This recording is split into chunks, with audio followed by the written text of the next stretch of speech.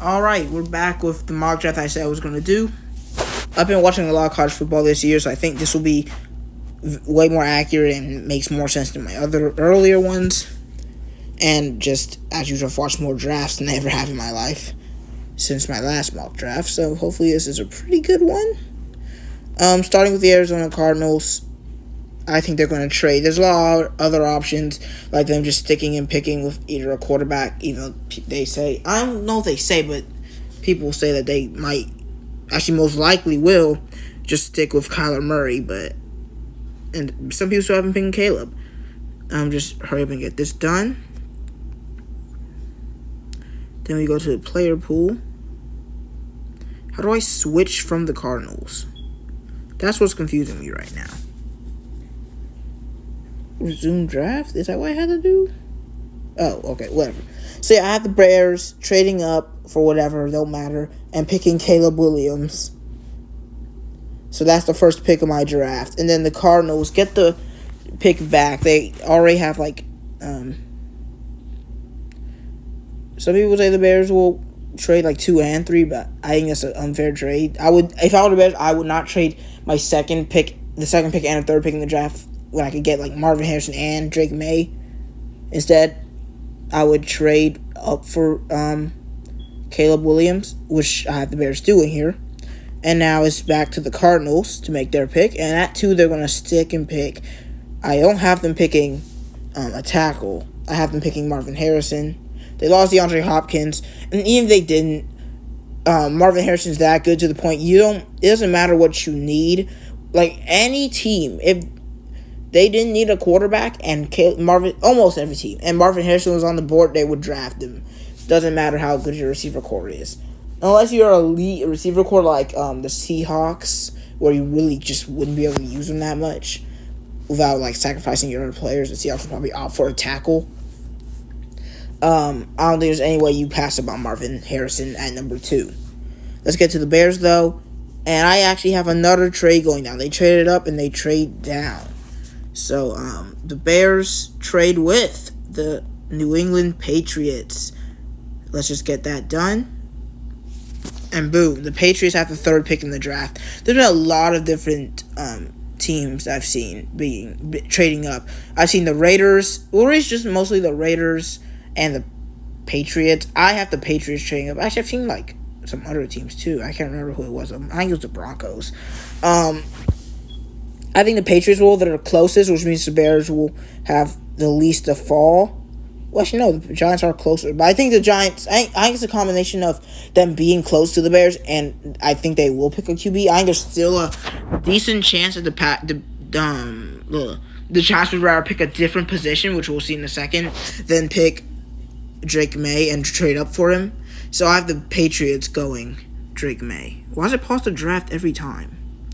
Whatever. Patriots grab Drake May. And next are the Giants. And there are a lot of great options. You still have Keon Coleman, who is an amazing receiver either way.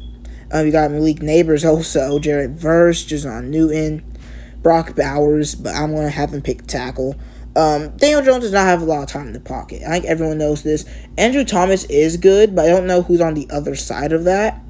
And since the tackles are way better than the guards, just like in most draft classes, I think they would, even if they need guard more than tackle, I think they would be more than happy with Olumuyiwa Fashanu here. And even if they didn't want to tackle it at all, they could always move him to guard. I don't know how well he would do in guard, but I know a lot of the great offensive tackles could move.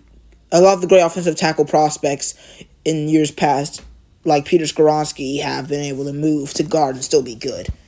Next, we have the Bears. They traded down. Still got they got Caleb Williams, but now you have to fix that defensive line. It's absolutely terrible. I think it comes down to Jared Verse or Dallas Turner. I would go with Dallas Turner. I have the Bears going with Dallas Turner. So, that's how my top 5 looks. You got the Bears picking Caleb Williams. There's a lot of trades, as you can see, really. But I think that's just how it is in the top 5. There's always a chance of teams trading back and trading up, especially when there's so many so much offensive talent. My entire top four is all offense until we get to the edge. Dallas Turner at number 5. At number 6, we have the Green Bay Packers. This has them needing a tackle or a guard.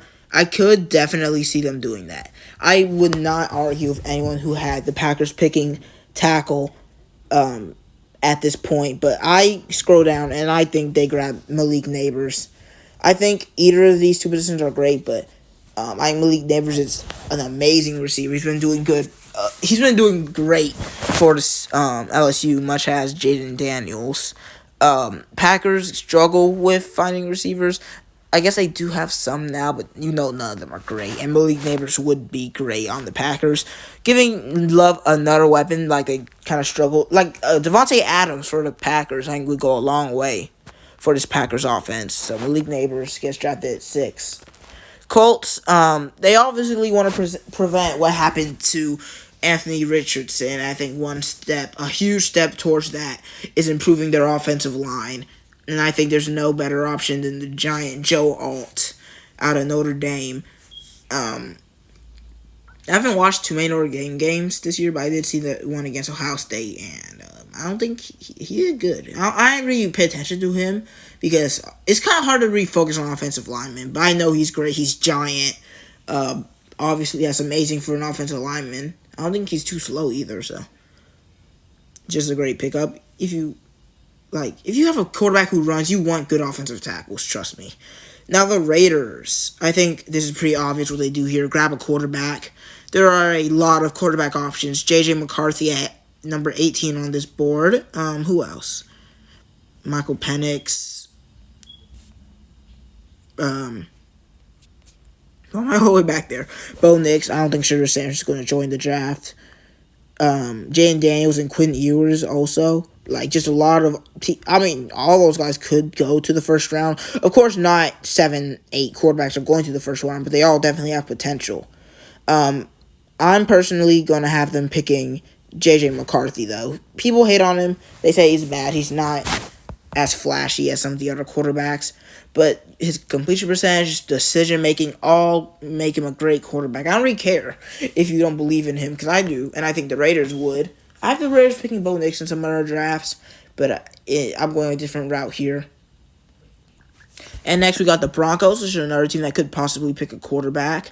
But I don't think you give up on Russell Wilson quite yet. And if you do get rid of Russell Wilson, I don't know if you draft one here. I personally have them fixing their secondary up with Kool-Aid McKinstry, another Alabama player. He's definitely one of the top cornerbacks in the league. I've seen some cornerbacks go in front of him in other drafts, but I can't see that happening.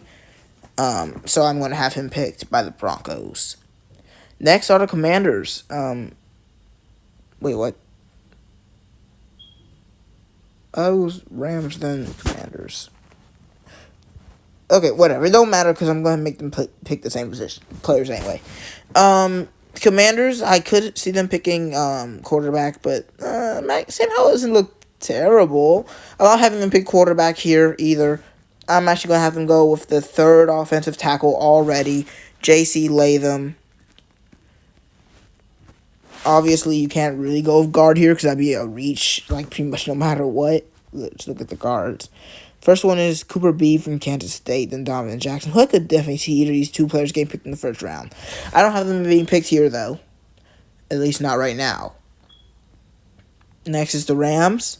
I could definitely see them go with Brock Bowers here. He's pretty much would play well for literally any team that would want him.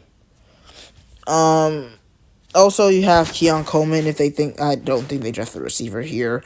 Then you reach Jason Newton and Jared Verse, and out of these two, I would have to say that they picked the edge rusher out of Florida State. Jared Verse was a top 5 projected pick, I think, at the beginning of the year. He's not really there anymore, but I still think he's definitely potentially a top 10 pick. Well, he would be if this didn't switch up the draft order randomly. I don't really know how it works, though, so I'm not going to question it too much. Next, we've got the Titans. They're definitely another potential Brock Bowers landing spot. Definitely a Keon Coleman potential landing spot also. Okay, this just completely changed because the draft order completely changed.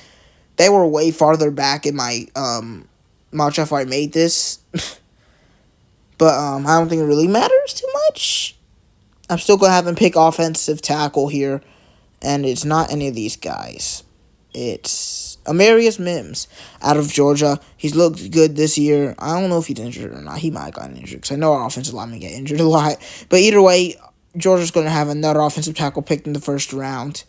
Fuaga is definitely Fuaga is also a definite potential pick here, but I have Titans maybe reaching a little bit because this mock draft, I guess, is a little outdated. I should have done it earlier.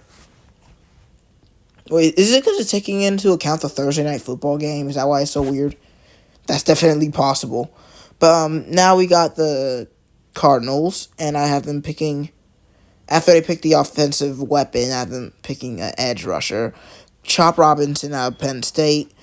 You've seen a couple players fall so far, like Keon Coleman, but I had Malik Neighbors getting picked in front of him. You could also say that Cooper DeJean should be picked earlier. But next we got the Bucks. I think this is finally where you have Brock Bowers being picked. Really any offensive spot would be great here for the Bucks. Their offense is terrible. The offensive line is pretty. It's gotten worse over the years, most definitely. They could pick quarterback as well, but I have been going with Brock Bowers. When he falls to 14, I think teams just start thinking, all right, we need to get this man on our team. So, and that's what I have them doing. They're just like, all right, he fell to us, we're going to pick him. They lost, what's his name? Rob Gronkowski a few years back, and I don't think the guy that replaced him is too great either. So, yeah, if for most teams, if you see Brock Bowers at that spot, you don't have any giant needs, I think you pick him. Next up is LA Chargers. I think this is finally where Cooper DeJean gets picked. Second cornerback off the board. He's risen a good amount since the start of the season. Out of Iowa, one big part of that amazing Iowa defense. Not so great offense, though. Next, you got the Saints, and I got them finally getting a quarterback off the board. It's been a little while. It's been since, like, the Raiders pick at number 8. I have them going Bo Nix. Michael Penix could definitely be picked there as well. They're both great quarterbacks. But I've got Bo Nix going a little bit earlier. He's older, which some people say is an issue. But for a quarterback, playing extra years in college isn't all that bad. Like, being in college for a while, sure. They're probably going to play with 38 anyway. And if it's a great quarterback, they'll still be great when they turn 38. So, I don't think it's that big of a deal to be a little bit on the older side if you're a quarterback. If you're a running back, it's definitely a problem.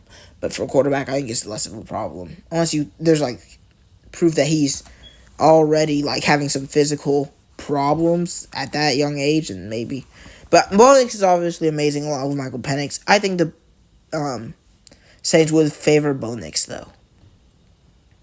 Next up are the New York Jets, and I think they finally grabbed Keon Coleman. If they do stick with Aaron Rodgers, then he would love to have Garrett Wilson and Keon Coleman back-to-back amazing receivers on this team. They could also go with offensive line, but I think they would lean towards the big playmaker. Next is Cincinnati, and I have them going cornerback Nate Wiggins. He's risen a lot as well out of Clemson. They could definitely use some secondary help. I can't really name any good defensive backs on their team, especially after they lost Jesse Bates. Now, the Falcons, I think earlier in the year you think edge, but after their offense has proved to be way worse than their defense, and Ritter has proved to probably not be the answer, I think you have to at least take a look at quarterback here. And when you see Michael Penix is falling, I don't think there's a way that you don't pick him. So, we're going to go do one more pick and then take a little bit of review of my draft so far. I think the Vikings pick quarterback too. Kirk Cousins is probably done. He got hurt. He's old. He's not playing too well either. He's all right. But at that age, I think you have to start thinking, all right, I've got Alexander Madison and Justin Jefferson as my big playmakers. They're both pretty young. I don't know how young Madison is, but you know Justin Jefferson is young. How about pairing him with a young quarterback and try to make an offensive dynasty out of him? And I actually have him going with Quinn Ewers out of Texas. He's injured right now, but we know he's amazing. There's not much else to say, really. I have them going with the Texas quarterback, who has some great weapons there, and he will also love to have Justin Jefferson beside him, kind of like Kirk Cousins in some ways. Not trying to make too many crazy comparisons there, but you can definitely see some of them. Next, the Steelers. I think they kind of have to pick offensive line, most likely. Wait, who am I looking for? Here he is, Kingsley Suamataia. Yeah, Suamataia at BYU. You also pick Fuaga. I have been going Kingsley, personally. BYU hasn't been great. Well, they're never really good, even good. But I think the Steelers still need to pick offensive linemen, even with their pick of, what's that offensive lineman from Georgia name? Broderick Jones.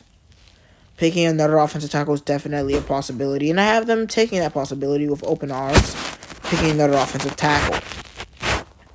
Texans could definitely use some weapons for their player named CJ Stroud, who's already looking like the best QB in the draft. At least we think so, because Anthony Richardson's hurt, sadly. But when you look at the QB, the weapons here, there's two big ones to stand out: Emeka Egbuka and Rome Odunze. They're both great. They're both amazing. I like Odunze more, but I think Egbuka would be a great fit for Stroud. Really a utility player. Well, not completely, but he could really work in a lot of different ways. Marvin Harrison's more the just receiver type. I could see, what's his name? Egbuka working on a lot of screens, which giving a young quarterback like Stroud a short receiver, a short passing option, kind of a slot player, is amazing for that young player, especially when his name is C.J. Stroud, and he's really good. I think that'll be a good pairing. Nico Collins is already there, but he's definitely not enough to single-handedly keep C.J. Stroud's passing yards up. It's only one guy, and they need another one. Now, you might be thinking, there hasn't been a trade in forever, and you're right, and I am going to make another trade. This is going to be the last trade, because, honestly, it's weird to make trades when there's a lot of time until the next, not the Bears. A lot of time until the draft actually happens, but I still like making them, seeing what could be possible, and I think the 49ers might trade down to the Panthers, because, well, the Panthers don't have a pick in the first round. They might be thinking, well, there's some players who have fallen, and we want to snatch that up. If the 49ers not being good this year, I could definitely see them thinking, actually, let's just stock up for the future, get more quantity over quality of players here, and now we have the Panthers trading up. So the Panthers, wait, let me make sure the trade actually went through. Okay, it did. So Panthers trade up, and I think they don't select defensive tackle. Jason Newton continues to fall as they pick Kalen King. The Panthers secondary has a lot of speed on it, but not a lot of skill, and I think Kalen King would help with that a lot. I've seen him go as early as, I think 14. I've been falling a little bit from there to 23, but there's a very strong corner class this year, so you can't really blame him for falling. Next, you got the Bills, which is also another potential cornerback spot, but I actually have them going a completely different direction here. Travion Henderson from Ohio State, pretty much one of the main pieces on the team, because you have Marvin Harrison and Kyle McCord isn't great, and then you got Egbuka and you got Travion Henderson. I think the Bills at this point are wow, amazing running back just fell right into our hands. We didn't have to trade up for him. Who's the running backs? They have James Cook, but he's good, but I don't remember who the other guy is. What's his name? Damian Harris, I think. He's not very good. I think drafting a running back here is a little bit risky, but we've seen, especially last year, with Falcons drafting Bijan and Lions picking Jahmyr Gibbs, that teams might be warming up a little bit to picking running backs, and especially having multiple running backs on your team that are good, like Falcons with Bijan and Algier and even Patterson, and then you got kind of the past Saints with Kamara and Mark Ingram. I noticed something that's slipping past me. Of course, the Lions with Jahmyr Gibbs, David Montgomery. Those are just a few of the many examples where there's a ton of running backs on a team, at least two good ones, and I think the Bills would definitely take the opportunity to improve their offense, because it's been struggling sometimes this year, you can't lie. Jets, Patriots. Anyway, next we got the Seahawks here, and I think they finally pick up Jason Newton. Their defensive line isn't amazing. I think they would love to have such a big guy in the middle over there, especially because they kind of struggle on defense. He's at Illinois, and I've not watched a single Illinois game, I'll be completely honest. But I know he's good. He just fell a little bit because defensive tackle, unless you're great like Jalen Carter, you could definitely fall. I mean, how many defensive tackles you even picked last year? Like 2?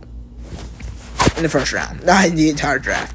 Next are the Cowboys. I think they have to pick receiver. Their offense is basically CeeDee Lamb. That's it. Recently, so Rome Odunze, pretty easy pick here. I've seen people have him pick pretty much Xavier Worthy, Donnie Mitchell, Troy Franklin. I haven't really seen him get picked, but mostly the Texas receivers by one specific YouTuber. But yeah, Romeo Odunze I think should have been picked earlier. Just a lot of other positions that are pretty popular, so I don't think that every team doesn't want a receiver. Every team doesn't want a weapon, especially when a lot of receivers end up as busts. Just all right players. But I think the Cowboys have to take a chance with Michael Gallup not looking as good as he was kind of earlier, and Brandon Cooks being all right as usual. Next we've got the Jaguars. I don't. Hold on. Where is he? Donovan Jackson of Ohio State. Pretty good offensive guard. I think not the Cowboys. What's his name?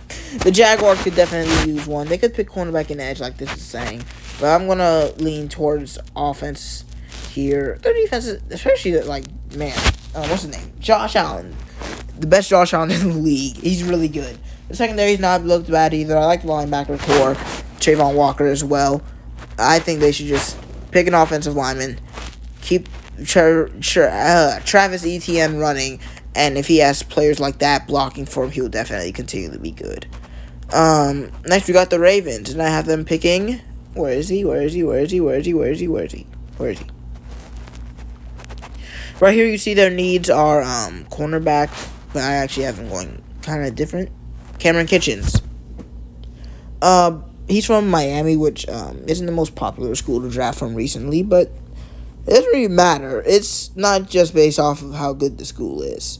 Like, with Trey Lance, he was in, like, North Dakota State University, I think that's what it was called. And he hasn't really tuned out too well recently, but doesn't mean Cameron Kitchens won't. We actually saw Brian Branch end up looking pretty good as a safety that fell a little bit too far. The Ravens might be opting to, like, we're not going to let another great safety pass us by, which Brian Branch is looking pretty good. So we're just going to grab him. We're just going to grab Kitchens before he falls out of our grasp. Next, we got the Lions. I think they have to go cornerback. It's just so bad. It's terrible.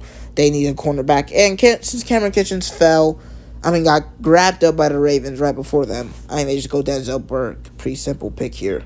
Not much to explain. They need cornerback really badly. Dolphins. I think this is a... Where is he? Who am I looking for? Oh, let me just scroll and find him. Here he is. Mason Smith, defensive tackle out of LSU. I think there's another guy in front of him. Yeah, Tyleik Williams. But I think they lean towards Mason Smith, who was, I think, higher at the start. I think Tyleik has just jumped up in front of him recently. But, Dolphins definitely need a defensive pick, and their secondary isn't too bad, and they have to lean towards the defensive line, and Mason Smith is a great option there. Next, you got the Chiefs, and if they didn't pick a receiver, I'd be surprised. I have them picking Xavier Worthy, who is where? Right here. Xavier Worthy going to the Chiefs. I think if the Chiefs found Xavier Worthy falling into their lap at 31, there's no way they wouldn't take him. Final pick is the Eagles, and I have them going with... Where's this man? Where is he? Javon Bullard. Lassiter's in front of him, and there's also a lot of other players in front of him.